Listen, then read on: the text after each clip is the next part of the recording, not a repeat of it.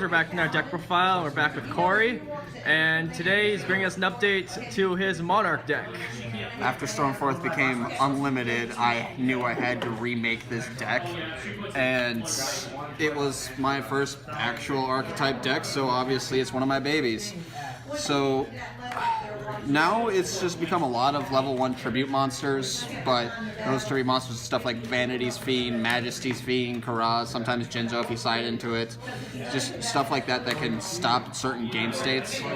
But enough talking about that, I'll just show you the deck and you can see what you see. Alright, so first of all, 3 Yugioh, 3 Yugiohs.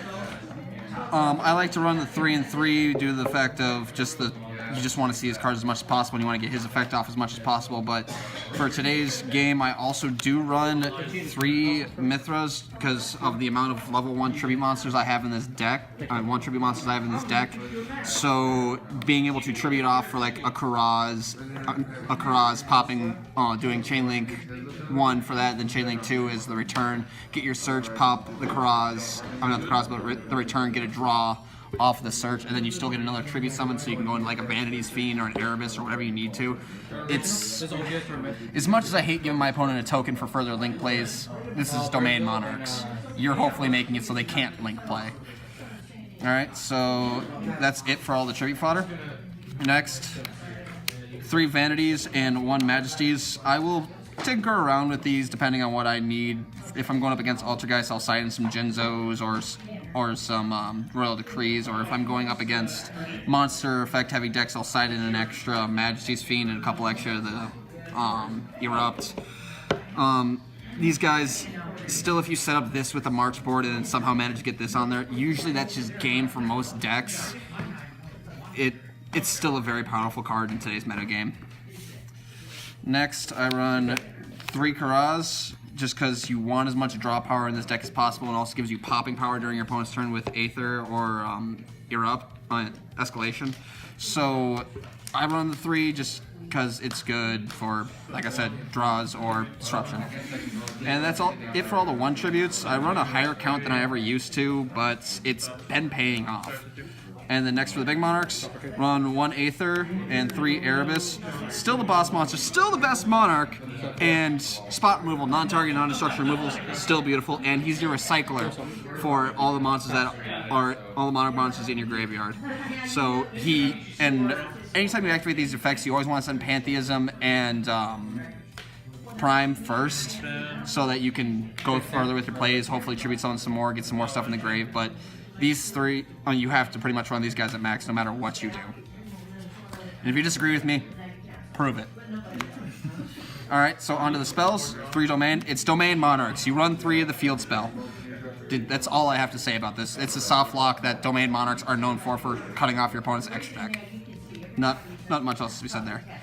Next, finally, 3 Stormforth. I'll be happy when they bring back Pantheism to 3. Please. 3, Evan, shut up. Cheater. Ready? Okay. But no, being able to tribute off of your opponent's monsters is incredibly helpful during your turn, and with Aether, the old Aether Stormforth combo is much more viable now. It's easier to get into. Aether's searchable, and drawing into these, it happens a lot, so you're not really worrying.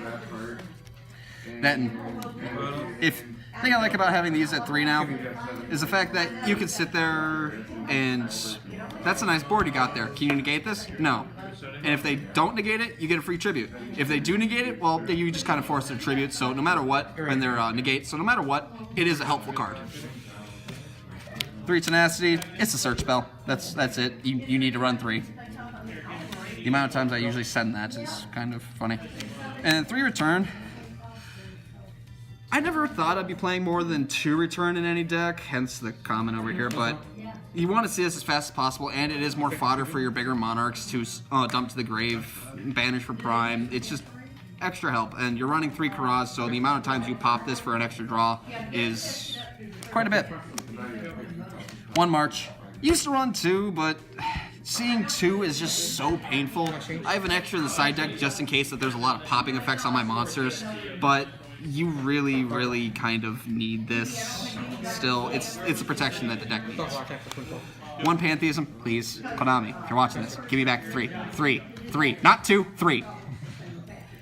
It's it's their draw card. Discard one of the Monarch spell trap from hand, draw 2 cards, and then banish it to show your opponent 3 Monarch spell traps. Doesn't say they have to be different names. So you can pretty much get a search of whatever the hell you want because of tenacity. Rhoda, Adia, 1-for-1, Adia, Foolish Burial. The only 3 monsters I ever use Foolish Burial on are usually Erebus, Adia, or Dios, depending on which other one I have in the grave, or the random like Monarch if I want to use Erebus' effect to add it to hand for whatever reason. There's a lot less one-ofs in this deck than there used to be. That makes me happy. And there is no pot of neg 9. That makes me the happiest. And then the 3 traps. You got 2 Prime, because still a staple in Monarchs, and 1 Escalation, because when you normal summon out a Dia and they hit it with Impermanence, or they hit it with Effect Veiler, it hurts. But if you have a Vanity's Fiend in hand and then you can set this, you can just flip it up, and you still have an Adia to tribute. So there's your Vanity's Fiend during their main phase. So it is helpful. I think I run an extra on the side. Yeah, I run 1 extra on the side because it is just that powerful in today's metagame, especially with all the effect negation going around nowadays. And normally I wouldn't do this, but because this deck does not have an extra deck, I'm going to show you my side deck. I run 1 extra Majesty's Fiend. I would like to have an extra one, but I only have 1 extra right now, so it's in here. But this is good against like the Guru deck, a lot of other frickin' monster heavy effect decks.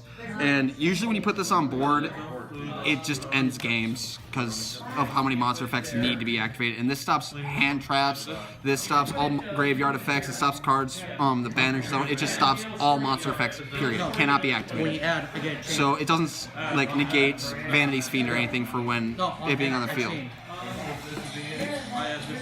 Yeah, and then perfect trigger, trigger at the same time. And after that, I run 3 Jinzo because Altergeist. Altergeist hurts in this deck for some reason. I don't know why, but it does. Just having my cards constantly bounce, frickin' shit like that, it's hard to maintain tributing. So being able to just shut off all their traps, they can't even activate them, which means they can't get half their effects. This card's too good against them.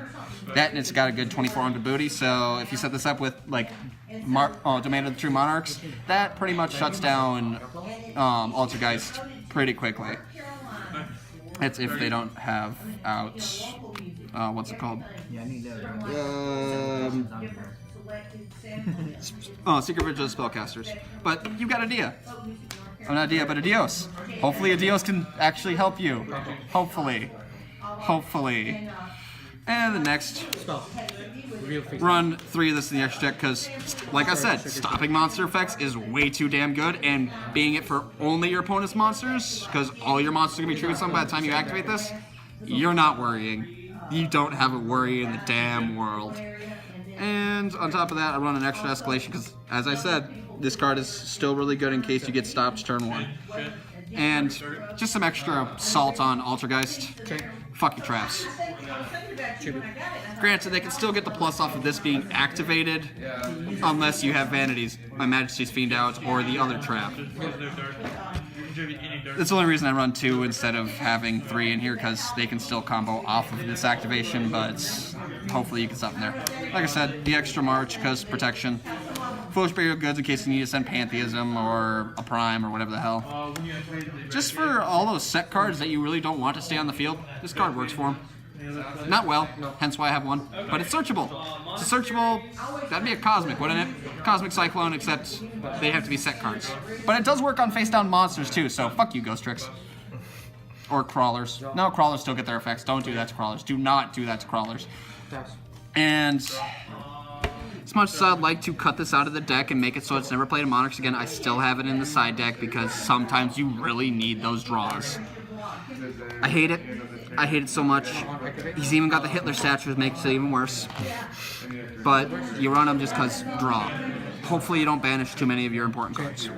So that's all I have for Monarchs. They are running a lot smoother than they used to. And I'm not bricking nearly as much, which is kind of nice. Although it is Monarchs, you still break. But that's all I got for this deck profile. Thanks for listening. If you guys got any suggestions, please leave them in the comments below. And that guy who pays his internet bills just to watch my Mirror Force deck, here's a shout out to you. See ya.